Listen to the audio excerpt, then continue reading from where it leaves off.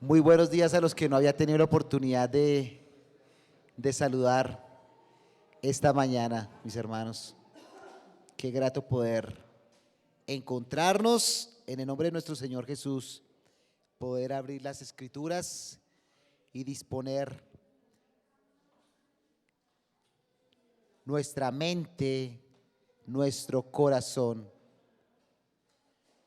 para escuchar al Señor esta mañana.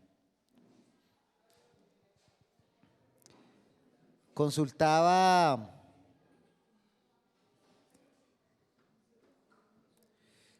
en un diccionario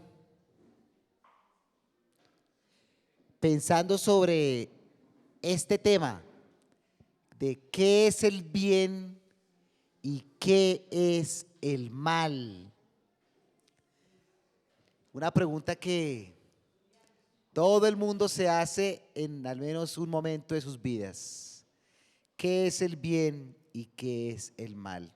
Y en la definición que encontraba allí en este diccionario filosófico me habla de la conceptualización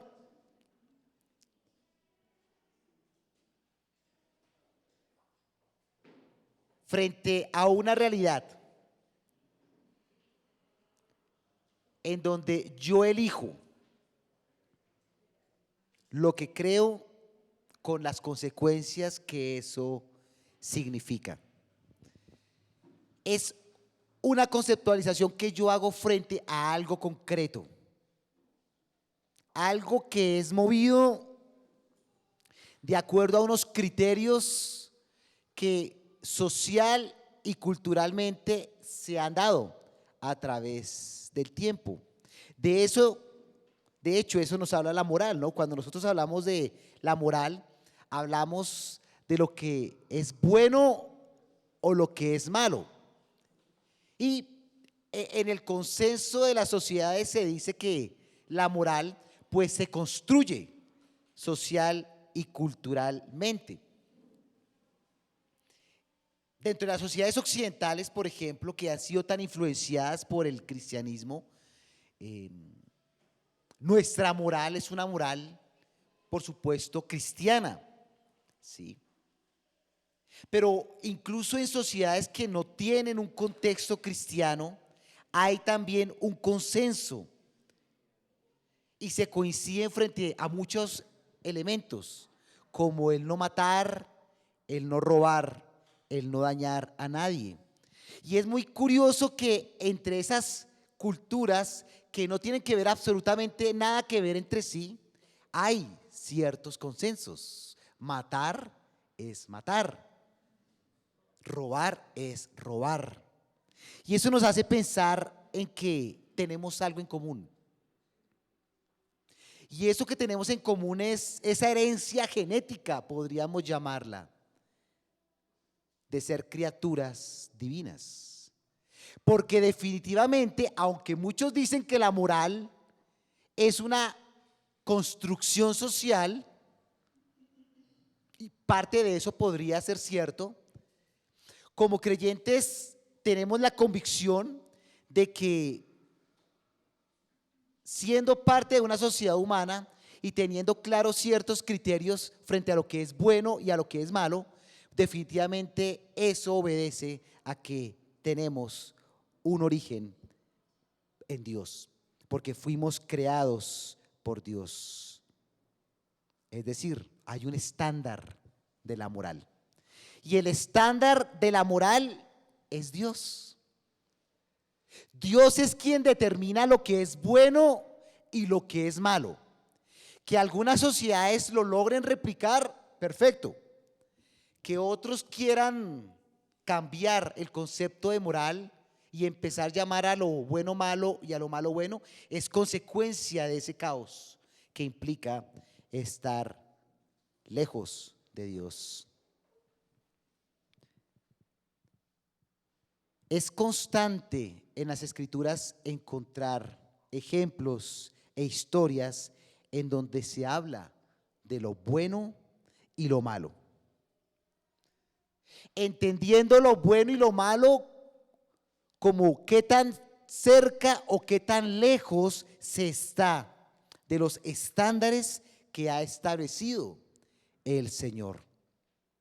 Y es muy interesante que en las Escrituras, cuando se habla de esa parte del ser humano que decide qué hacer, el cómo hacerlo y el qué pensar frente a lo que hace, hay un órgano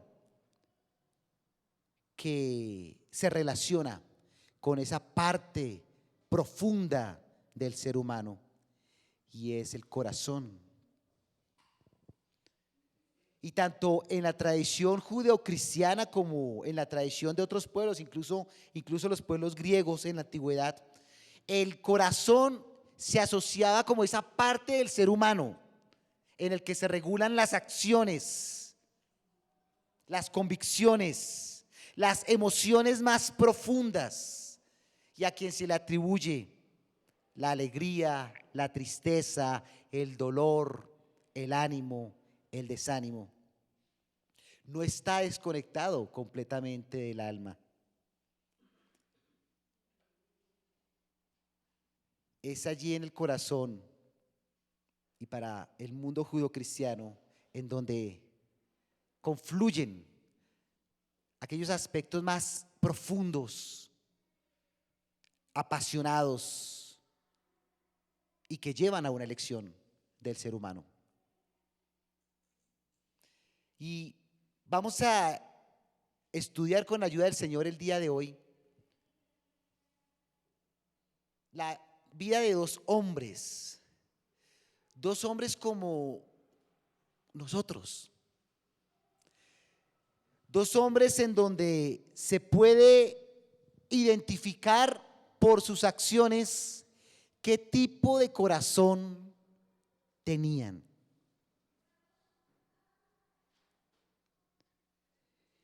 Y por sus convicciones morales, por su forma de ser y actuar, pues vamos a poder identificar qué tan cerca o qué tan lejos estaban de Dios. Es la historia de dos hombres, uno de ellos cuyo corazón fue acepto a los ojos del Señor. Y la historia de otro hombre cuyo corazón no fue acepto a los ojos del Señor. Y vamos a ver cómo avanzamos en el tiempo el día de hoy. Y vamos a ver al primero de ellos. Es decir, vamos a ver la historia de dos hombres como en las películas, ¿no? Siempre vemos que en las películas hay un bueno y hay un malo. Y Hollywood es muy bueno en eso, pintarnos el personaje bueno que siempre termina como que ganando las grandes batallas y el antagónico, ¿sí? Que siempre tiene unos planes siniestros para dañar la vida del que es bueno. Sin embargo, es interesante que en estos dos personajes el asunto no es tan así tampoco, ¿sí? No es como nos lo pintan en las películas, el personaje bueno, inmaculado, y el personaje malo, irreprobable. No, aquí vamos a ver dos hombres con sus luchas, con sus dificultades, pero que tenían un corazón muy diferente, a pesar de que algunas algunas de ellas pudieron ser muy particulares. Vamos a ir a Primera de Samuel, capítulo 13. Primera de Samuel, capítulo 13. Y en esta parte ocurre algo muy interesante en la vida del pueblo de Israel. Israel ya llevaba varios cientos de años viviendo en la tierra de Canaán. Después de haber transitado 40 años en el desierto, después de ese peregrinaje tan largo, llegaron a la tierra prometida, se establecieron y empezó a configurarse ese proceso de construcción, ¿sí?, de nacionalidad que implicaba apropiarse de un territorio que estaba dominado por otros pueblos. Dios era quien guiaba al pueblo. Pero como a los seres humanos nos gusta hacer las cosas al revés, el pueblo de Israel se cansó en algún momento, porque empezó a ver que todos sus vecinos tenían un rey. Y entonces a los israelitas, que habían visto las grandezas que Dios había hecho con su pueblo en todo en ese proceso de conquista a la tierra prometida, ellos dijeron: no, pues si ellos tienen rey, pues nosotros también queremos un rey, con todo lo que eso significaba. Entonces, pues no era la voluntad del Señor. Dios no quería que Israel tuviera un rey diferente a él. Sin embargo, el Señor concedió el deseo que tenía el pueblo de Israel y les dijo: bueno, si ustedes quieren rey, pues les voy a dar su rey, pero eso tiene sus consecuencias, porque tendrán que pagar impuestos, porque tendrán que entregar sus hijas al soberano, porque tendrán que entregar lo mejor de sus yuntas al soberano. Es decir, eso tiene sus consecuencias. Y finalmente aparece el primer rey de Israel, que va a ser el rey Saúl. Un hombre que venía de un contexto, podríamos llamarlo muy normal, digamos, dentro de los estándares de la época. Un hombre que seguramente no se estaba imaginando ser rey, seguramente nunca había soñado con algo así, pero Dios lo escogió en su pura misericordia para dirigir los destinos de Israel. Y con Saúl empezó una época muy interesante del pueblo judío, porque en ese momento los filisteos, que era un pueblo vecino, tenían cierta hegemonía sobre Israel. Y es un tiempo de relativa paz, digo muy relativa porque no todos andaban cogidos de la mano, por supuesto, pero los filisteos tenían cierta hegemonía sobre el pueblo de Israel. Y pues a Israel le tocaba pagar impuestos y le tocaba pues hacer lo propio de un pueblo que está dominado por otro. Sin embargo, este Saúl, que había sido escogido por Dios, que tenía muchas habilidades, pues inició un proceso de emancipación. Es decir, ya como que vamos a iniciar una etapa en donde no queremos estar sometidos a los filisteos, sino que queremos tener una mayor autonomía. Y básicamente con Saúl inicia esa profesionalización y la formación de un ejército realmente movido por una causa. Entonces, en el capítulo 13 de Primera de Samuel, pues nos está contando ya un poco eso, de cómo Israel quiere emanciparse de este control de los filisteos. Consiguen 3,000 hombres, 2,000 para Saúl y 1,000 para su hijo, que es Jonatán, y van a empezar esas confrontaciones con los filisteos.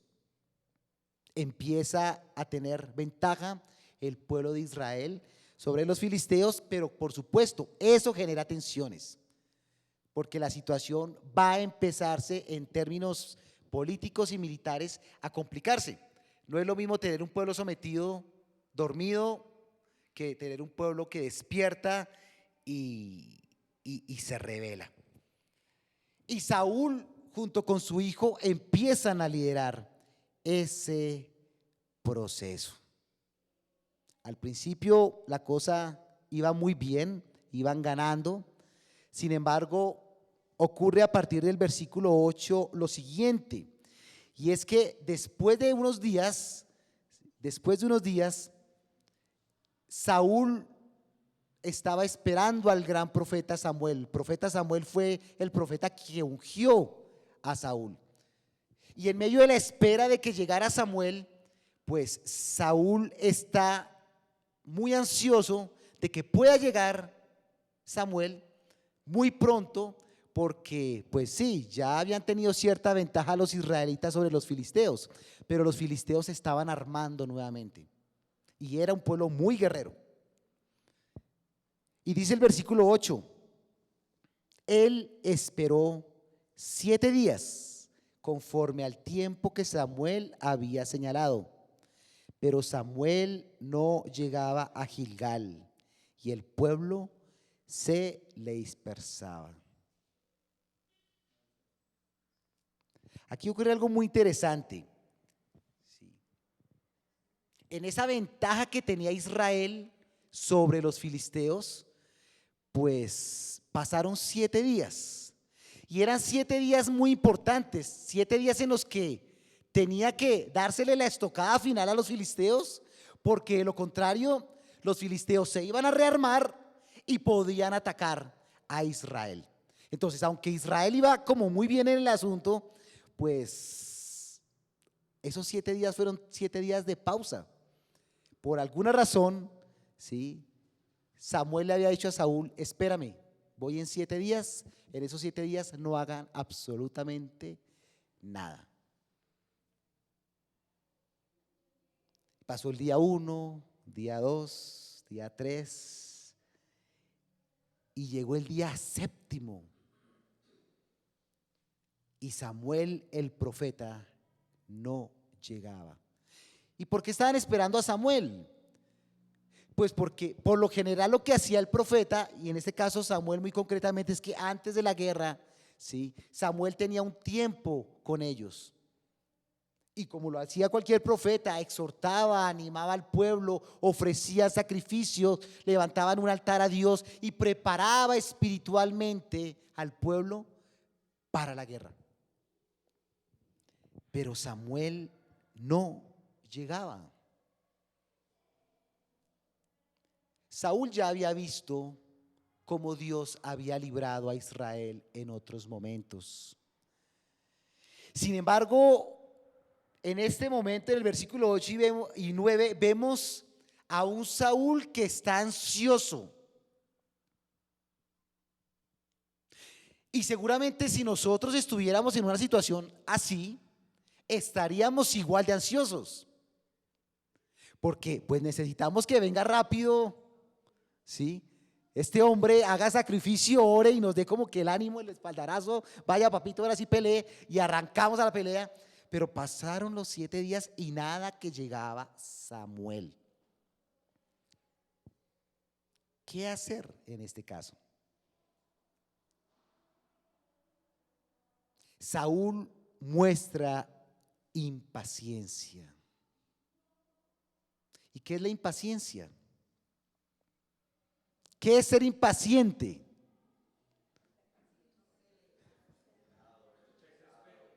Exacto, es el antónimo de la paciencia, ¿no? Es todo lo contrario a la paciencia, ¿sí? La impaciencia generalmente trae otras consecuencias, ¿no? Porque me lleva a tomar decisiones a la loca, ¿sí? ¿Sí? Improvisadas, por lo general erradas, y me hace cometer errores. A no ser que con cabeza fría, sí, con mesura, se tenga mucha certeza de lo que va a pasar posteriormente.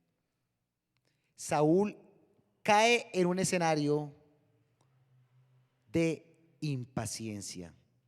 Y creo que nosotros obramos de la misma manera, mis hermanos, en muchos momentos de nuestra vida. Nosotros somos muy impacientes. Nosotros nos precipitamos muchas veces. Y cuando estamos de pronto a puertas de tomar decisiones trascendentales, nos empezamos a desorbitar. Y eso puede traer consecuencias catastróficas como las que Saúl va a tomar a continuación. Versículo 9. Entonces Saúl dijo, estoy leyendo de la Biblia de las Américas: traedme el holocausto y las ofrendas de paz. Y él ofreció el holocausto. ¿Qué podemos ver aquí en este versículo 9? Si uno lee hasta ahí, uno dice, bueno, este Saúl pues hizo algo bueno, ¿no? Es decir, estaba en un momento difícil y pues lo que hizo fue acelerar el proceso para llevar a cabo un holocausto, una ofrenda de paz a Dios. Sin embargo, había cometido un error categórico Saúl en ese momento. ¿Por qué? Porque Saúl estaba llamado a hacer sacrificios. No, ¿quién tenía la responsabilidad de hacer los sacrificios? Claro que sí, ese era un privilegio exclusivo de los sacerdotes. Saúl no era un sacerdote. Entonces vemos a un Saúl impaciente, desconociendo que había un Dios soberano que lo había escogido, que lo había puesto en el trono de Israel, que lo estaba respaldando en todo el sentido de la palabra, pero fue impaciente. Y ahora vemos a un Saúl que tras de impaciente fue desobediente. Saúl era rey, no sacerdote.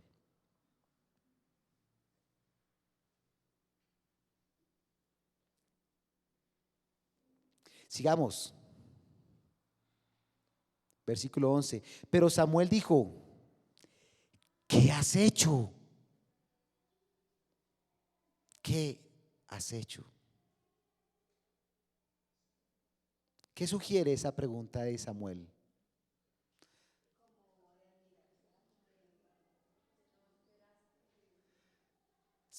Samuel sabía qué había hecho Saúl. Muy seguramente.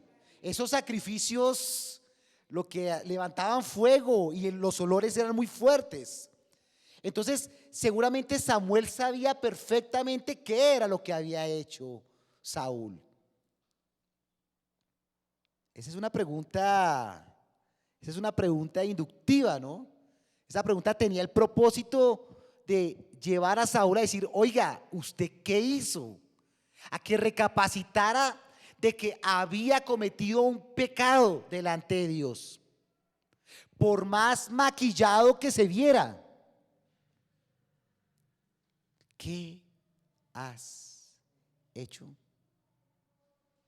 Y Saúl respondió, como vi que el pueblo se me dispersaba, que tú no llegabas dentro de los días señalados y que los filisteos estaban reunidos en Micmas, me dije, ahora los filisteos descenderán contra mí en Gilgal y no implorando el favor del Señor. Así que me vi forzado y ofrecí el holocausto. Es interesante aquí en esta última parte del versículo 10 y 11 que es curioso, ¿no? Saúl salió a su encuentro para saludarle. En el original hebreo dice que Saúl salió para bendecirle. Es decir, Saúl tomó una actitud no solamente de sacerdote, sino una actitud incluso de profeta. Salió a recibir a Samuel.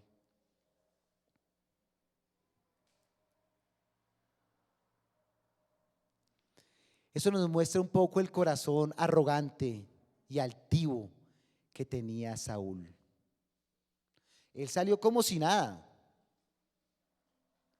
Él salió tranquilo a recibir a Samuel y básicamente hasta lo bendijo. ¿Qué has hecho, Saúl? ¿Qué has hecho? Y vemos la actitud de un Saúl que muestra una actitud altiva en donde él simplemente se excusa, da una explicación, no muestra arrepentimiento, sino que dice, no, no, pues es que eso no fue culpa mía. O sea, en palabras más, palabras menos está diciendo eso. O sea, eso no fue, usted me llevó a hacer eso. Sí, antes agradezca que yo finalmente ofrecí el sacrificio porque usted estaba demorando mucho. Ya mire, teníamos a los filisteos encima. El pueblo se me estaba empezando a desordenar. Ahí vemos la actitud altiva de Saúl. Es decir, Saúl estaba pensando en su bienestar. Él no estaba pensando como parte de un pueblo que dependía de Dios. Él estaba pensando en que las cosas le cuadraran a él. Y a él le cuadraban como que el pueblo estuviera ahí, sumiso, su ejército estuviera sumiso, presto a atender sus indicaciones. Pero cuando el pueblo se empezó como que medio desestabilizar, entonces él ahí responde a la pregunta de Samuel. El pueblo se me va a desordenar.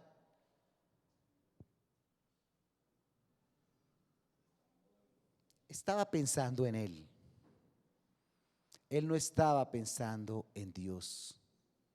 Y ese es un corazón altivo. Ese es un corazón desobediente. Es un corazón que no atiende las instrucciones de Dios, sino que está pensando en su propio bienestar. El pueblo se me despertaba. Estaba pensando en su liderazgo, en su popularidad. Saúl era un hombre egoísta.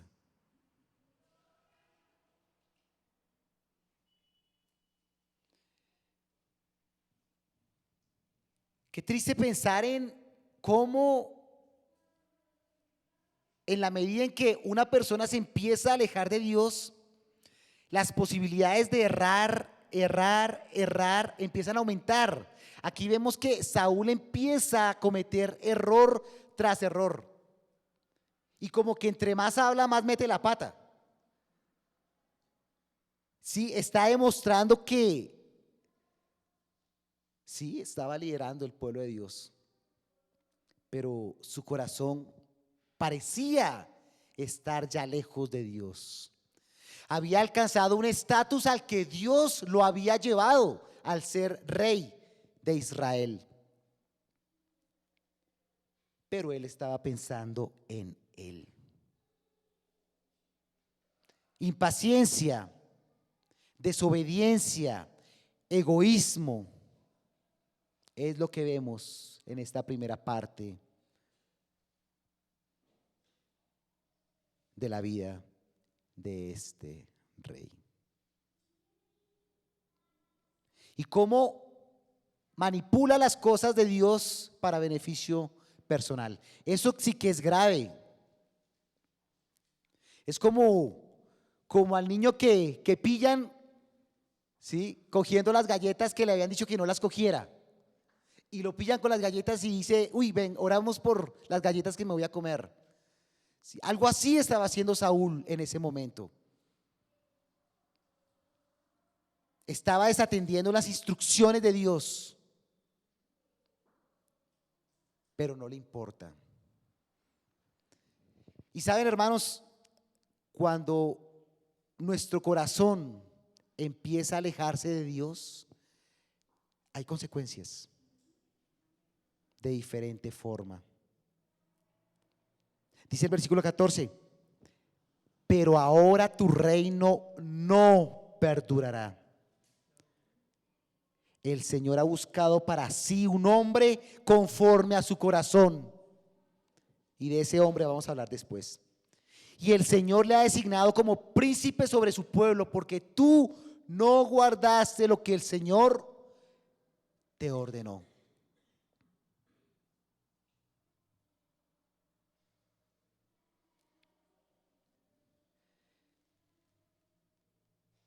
Pero la situación con Saúl no quedó ahí, porque el pecado en la vida del ser humano es como una bola de nieve. Cuando nuestro corazón empieza a alejarse de Dios, cuando lo más importante de nuestra vida, que es Dios, no está allí, se empieza a cometer error tras error. Y poquito más adelante hay otra situación con este Saúl, y lo encontramos en el capítulo 15. ¿Qué pasa en la primera parte del capítulo 15? Saúl sigue siendo rey. O sea, ya el profeta Samuel le había dicho, tu reino ya terminó. ¿Sí? O sea, Dios ya no respaldaba a Saúl, aunque seguía siendo el rey de Israel. Y aquí en el capítulo 15 hay una situación con un pueblo vecino que eran los amalecitas. Esos amalecitas le habían hecho la vida de cuadritos a los israelitas cuando llegaron a la tierra prometida.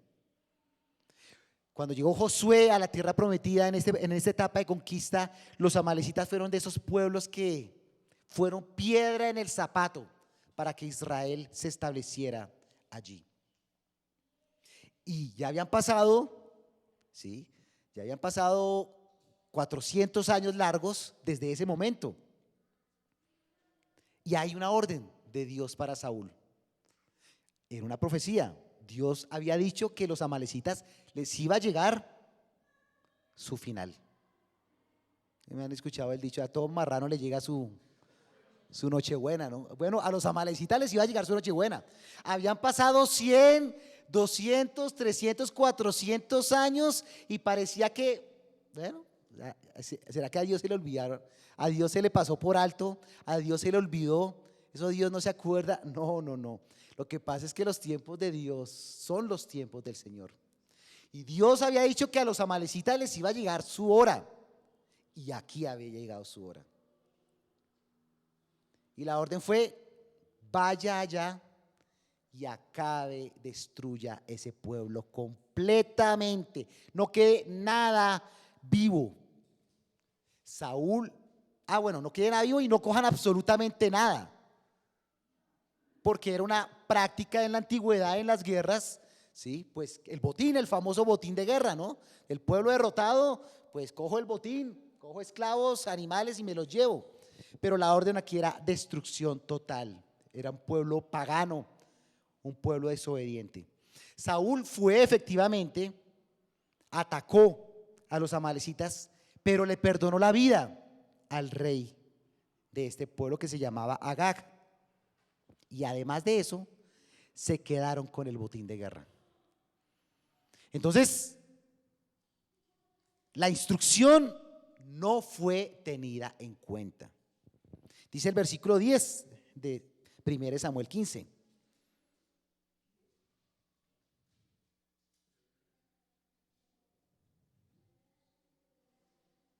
Cuando se supo que no había obedecido la instrucción, entonces vino la palabra del Señor a Samuel diciendo, me pesa haber hecho rey a Saúl, porque ha dejado de seguirme y no ha cumplido mis mandamientos. Y Samuel se conmovió y clamó al Señor toda la noche. Samuel quería mucho a Saúl, lo quería profundamente. Dios de hecho usó a Samuel para ir a coronar a Saúl como rey. Y le dolía cómo este pupilo se había apartado de los caminos del Señor. Y me hace pensar cómo en la iglesia del Señor sufrimos cuando alguien se aparta de los caminos del Señor. Cuando alguien está lejos, está en desobediencia al Señor. Y dice que Samuel se conmovió y estuvo toda la noche orando por Saúl. Versículo 12, y se levantó Samuel muy de mañana para ir al encuentro de Saúl. Y se le dio aviso a Samuel diciendo, Saúl se ha ido a Carmel. He aquí que ha levantado un monumento para sí. Y dando la vuelta, ha seguido adelante bajando a Gilgal. Varias veces se menciona esta ciudad de Gilgal, ¿no? De hecho, fue en esa ciudad donde fue coronado Saúl. Esa ciudad se menciona en el capítulo anterior que mencionamos, donde Saúl se quedó allí en Gilgal. Parece que esa ciudad representaba mucho para él, tal vez le llevaba a remontarse el momento en que fue coronado rey. Tal vez su corazón se había quedado allá, en el momento en que fue coronado como el hombre más importante de Israel. Pero se había olvidado que lo más importante de Israel es Dios, no él.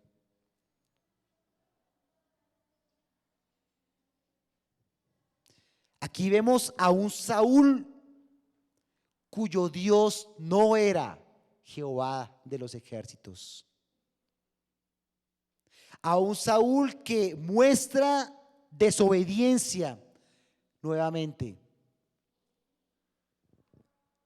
porque no hizo lo que el Señor mandó. Dice el versículo 13: entonces Samuel vino a Saúl y Saúl le dijo: bendito seas del Señor, he cumplido el mandamiento del Señor. ¿Eso era cierto? No. Eso es una mentira piadosa. ¿Qué son las mentiras piadosas? ¿Qué son esas mentiras piadosas? En la palabra del Señor no se habla nada de mentiras piadosas. La mentira es mentira y es pecado. O medias verdades, ¿no? Que también se usa mucho ese término. Es una media verdad o una mentirita. Mentira es mentira. Saúl está diciendo: obedecí al Señor, pero no era cierto. No estaba obedeciendo al Señor, era mentiroso. Versículo 14: pero Samuel dijo: ¿qué es este balido de ovejas en mis oídos y el mugido de bueyes que oigo? También otra pregunta irónica de Samuel, ¿no? Usted me va a decir que está obedeciendo a Dios cuando yo escucho un poco de ganado aquí al lado y me va a decir que obedeció a Dios. Versículo 15: y Saúl respondió: los han traído de los amalecitas, porque el pueblo perdonó lo mejor de las ovejas y de los bueyes para sacrificar al Señor tu Dios. Ya no está diciendo nuestro Dios, está diciendo para sacrificar al Señor tu Dios. Pero lo demás lo destruimos por completo.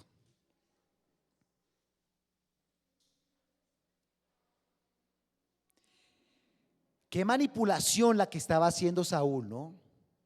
¿Cómo jugaba con las palabras para beneficio personal? Saúl no estaba buscando darle la gloria a Dios, porque de hecho leímos hace un momentico en el versículo 12, ¿qué hizo después de la batalla? ¿Fue a dónde?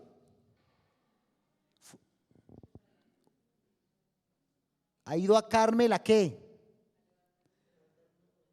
A levantar un monumento para sí.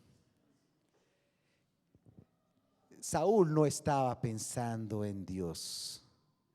Saúl consideraba que todo ese triunfo había sido suyo y tenía el ego tan alto que había ido allí a levantar un templo, un monumento para sí mismo. Es muy interesante que este sitio más adelante va a ser un sitio para la elaboración de ídolos, altares paganos, donde los pueblos ponían, incluso los mismos israelitas años después van a poner sus ídolos. Pues allí él levantó un monumento para sí mismo, es decir, un ídolo de él mismo. ¿Será que nosotros mismos nos podemos convertir en ídolos, hermanos? Sí, el orgullo, la altivez nos puede llevar a quitarle a Dios el lugar que le corresponde y ponernos nosotros allí. Eso era lo que había pasado con Saúl. Saúl no estaba pensando en Dios, estaba pensando en sí mismo. Y estaba usando un lenguaje medianamente espiritual para un beneficio netamente personal. Versículo 16. Dijo entonces Samuel a Saúl: espera, déjame declararte lo que el Señor me dijo anoche. Y él le dijo: habla.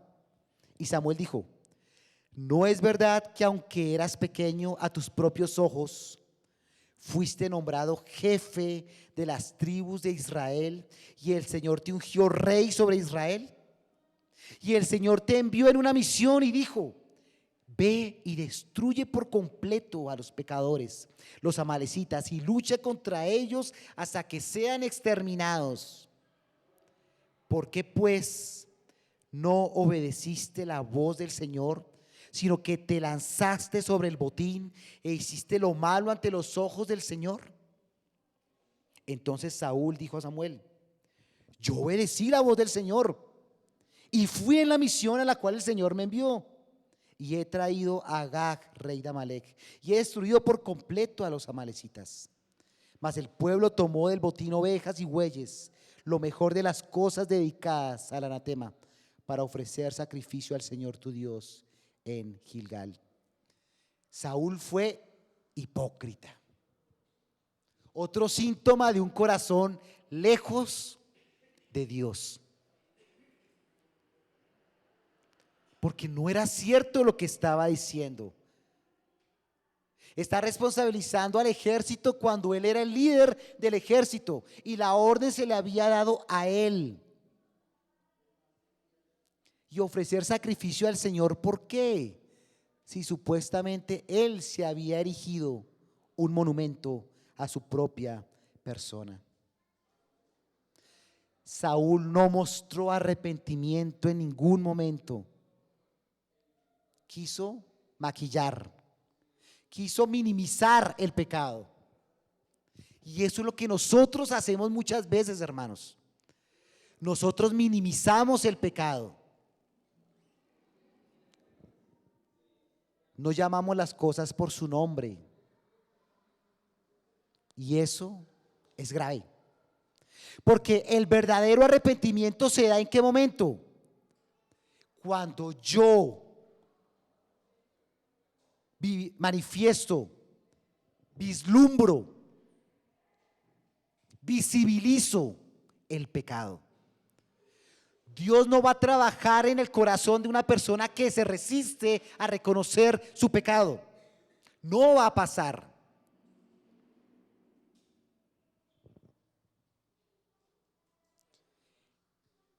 El Señor no quería tener nada que ver con Saúl. No porque el Señor fuera malo. Era porque Saúl en medio de su pecado no quería estar cerca de Dios. Y frente a eso, ¿qué se puede hacer? Absolutamente nada. No hubo señal de arrepentimiento para un hombre altivo, para un hombre egoísta, para un hombre mentiroso, para un hombre desobediente. Versículo 22. Y Samuel dijo: ¿se complace el Señor tanto en holocaustos y sacrificios como en la obediencia a la voz del Señor? He aquí, el obedecer es mejor que un sacrificio, y el prestar atención que la grosura de los carneros, porque la rebelión es como pecado de adivinación, y la desobediencia como iniquidad e idolatría.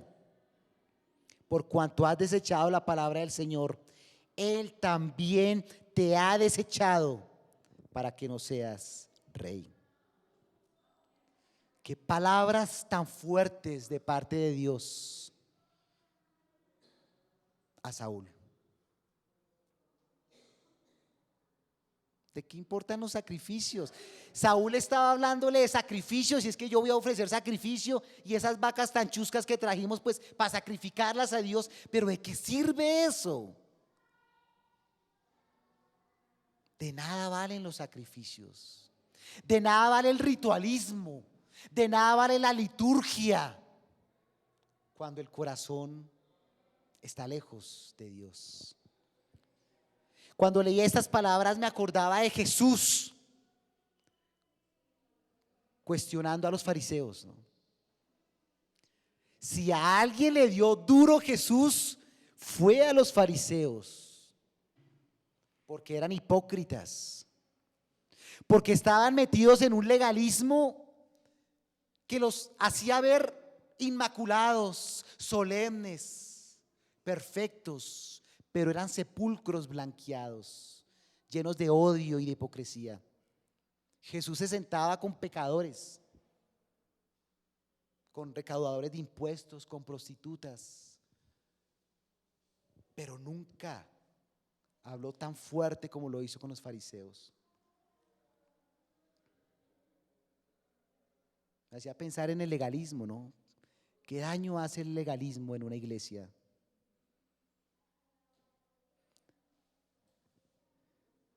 Qué triste a veces pelear, pensar de cómo se sienta, de cómo se para, de cómo mira, cuando no estamos enfocados en lo más importante.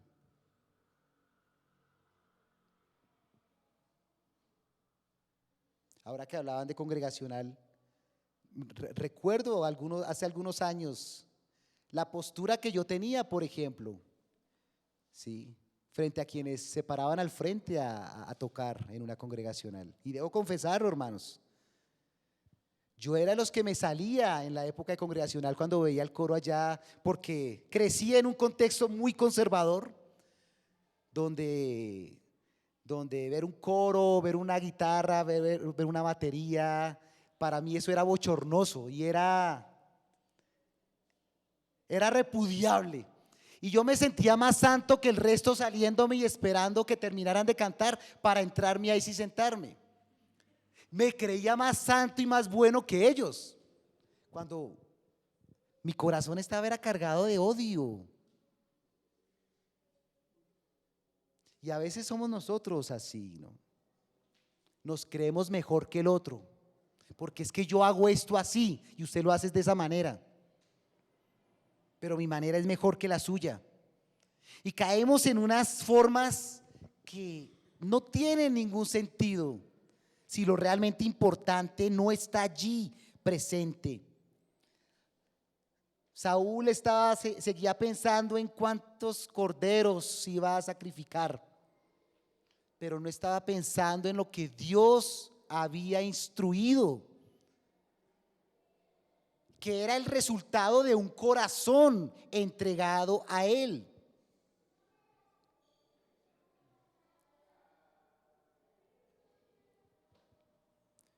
Eso estaba pasando en la vida de Saúl y muchas veces pasa en nuestras propias vidas también.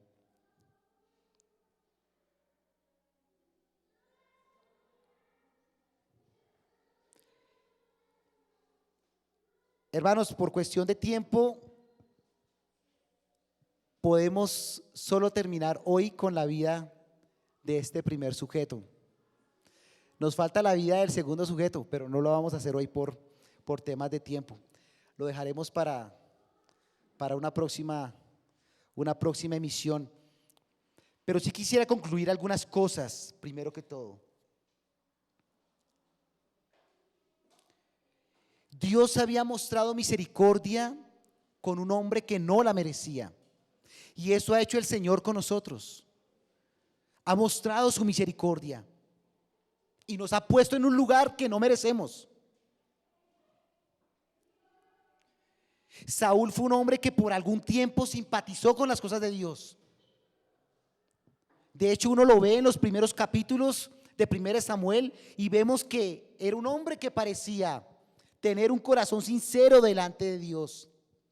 Asumió un liderazgo, parecía ser un hombre íntegro, pero con el transcurso del tiempo dejó ver lo que realmente había allí. Pensaba en Mateo capítulo 13 cuando el Señor enseña la parábola del buen sembrador. Y pensaba en Saúl como esas espinas o esas rocas donde cayó la semilla. Al principio simpatizó, al principio se veía algo que podía salir interesante para la gloria de Dios, pero vinieron los problemas, las dificultades y terminó muriendo. Un corazón donde no está Dios. Versículo Mateo 15:19 dice: porque del corazón provienen malos pensamientos, homicidios, adulterios, fornicaciones, robos, falsos testimonios y calumnias. De allí, de lo profundo del corazón, viene todo esto. Por eso, cuando nosotros no estamos llenos del Espíritu Santo, todas estas cosas horribles que estamos leyendo son completamente posibles. ¿Y cómo nos llenamos del Señor día a día, mis hermanos? Estudiando su palabra, no dando ocasión al maligno para que nos meta ideas en la cabeza, para que no nos muestre a nuestros ojos cosas que no debemos ver, para que no digamos cosas que no tengamos que oír, porque de allí el corazón proviene todo eso. De la abundancia del corazón habla la boca, decía nuestro Señor Jesucristo. Por eso es que necesitamos a Cristo en nuestro corazón. Y por eso quiero decirte hoy, mi amigo, si nos acompañas por primera vez o nos has venido acompañando hace algunas veces, necesitas tener a Cristo en tu corazón. Porque si Cristo no está en tu corazón, todo esto que acabamos de leer es una realidad en tu vida. Dios no quiere que simpaticemos con Él. Dios quiere que tengamos una relación con Él. Porque Saúl simpatizó con Dios. E incluso hasta en estos momentos donde vemos la manifestación de su pecado en todo su esplendor, él seguía simpatizando y también trataba de congraciarse. Pero no, Dios no quiere simpatizantes en su iglesia. Dios quiere personas que tengan al Señor en su vida, en su vida.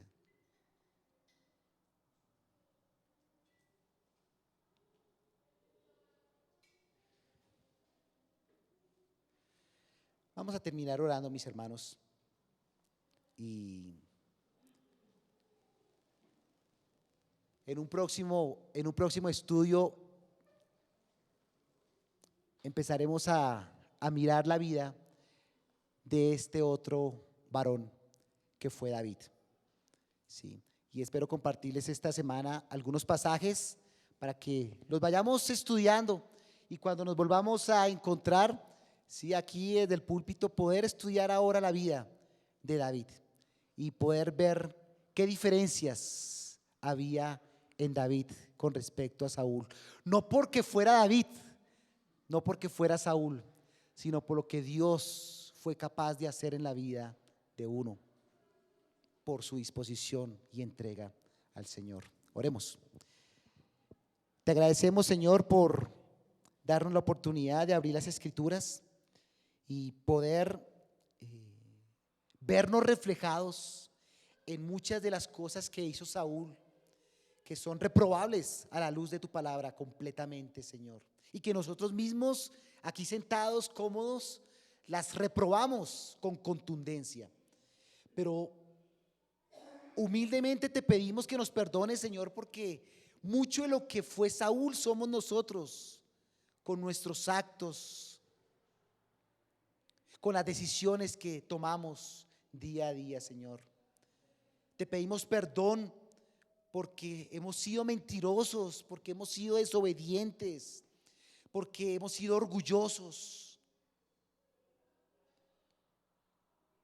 porque la avaricia muchas veces también nos ha tratado de consumir, Señor, porque nosotros mismos nos hemos puesto como ídolo